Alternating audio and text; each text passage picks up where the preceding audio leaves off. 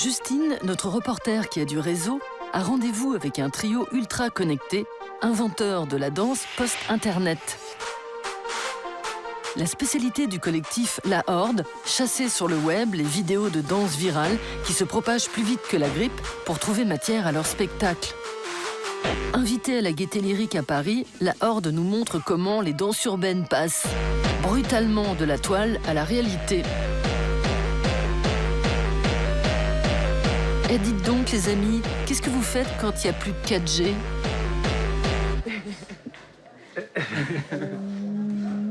Quand t'as vu 4G, vas-y, non? On va en club, non? Je sais pas. On va danser. Ouais. Avant, il y avait les bals, où là, on retransmettait justement des danses traditionnelles.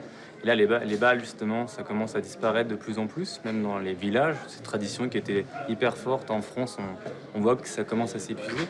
Et du coup, maintenant, il y a cette transmission qui se fait directement par Internet. Grâce à la magie d'Internet et à ses millions de clics, les danses virales se passent de profs et submergent la planète à la vitesse d'un tsunami. En février 2013, une nouvelle vidéo de Harlem Shake était publiée toutes les 20 secondes.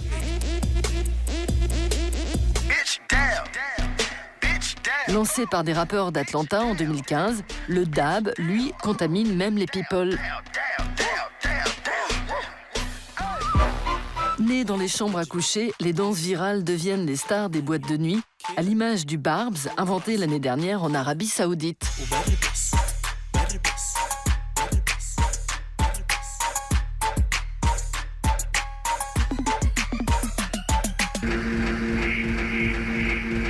En 2014, pour son spectacle Avant les gens mouraient, la Horde s'attaque au virus du jump style. 15 élèves de l'école de danse de Montréal revisitent cette danse coup de pied.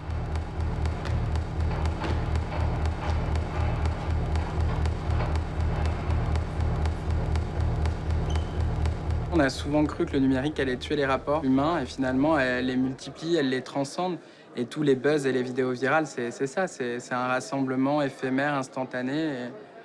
Et à côté de ça, il naît des pratiques qui se perpétuent et qui deviennent des vraies communautés. Cette danse-là, qui se développe essentiellement sur Internet et en rhizome, justement, sur toute l'Europe, ça explique ça aussi. Ça explique aussi ce retournement de pouvoir. On n'a plus besoin d'avoir un prof pour pouvoir apprendre quelque chose. C'est cette vidéo de rave party pour enfants qui conduit de clic en clic les trois membres de la Horde au jump style.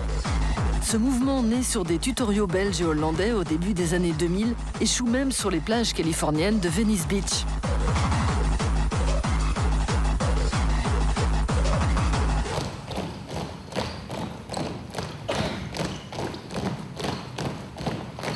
Dans Tout d'Abonne jusqu'à Los, mise en scène en 2016, la Horde invite cette fois-ci de vrais amateurs de jump style à squatter la scène du théâtre de la ville de Paris.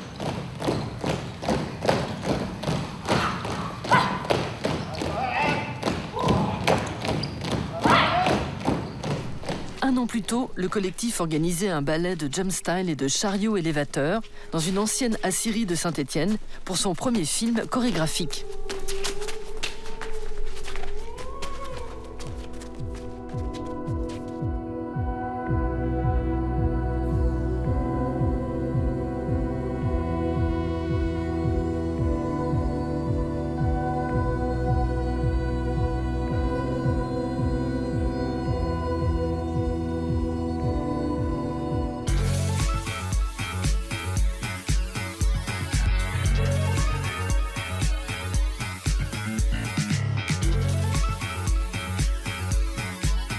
Invité dans le cadre du festival Transmédia par la Maison de la Danse de Lyon à une table ronde autour de la danse connectée, la Horde présente son projet Night Hall.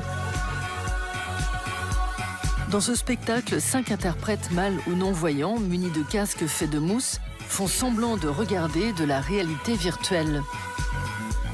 Nous, ce qu'on interroge dans le numérique et ces nouvelles technologies, c'est ce qui crée dans le réel. Et on voulait, dans le travail qu'on menait avec des aveugles et des malvoyants, des interprètes avec qui on a passé un mois de répétition, travailler avec eux et les mettre sur un plateau, mais induire le regard du spectateur dans un sens positif. Et se dire qu'on allait les mettre, eux, dans une situation de frustration et leur laisser croire que les interprètes avaient accès à une réalité qu'eux ne verraient pas.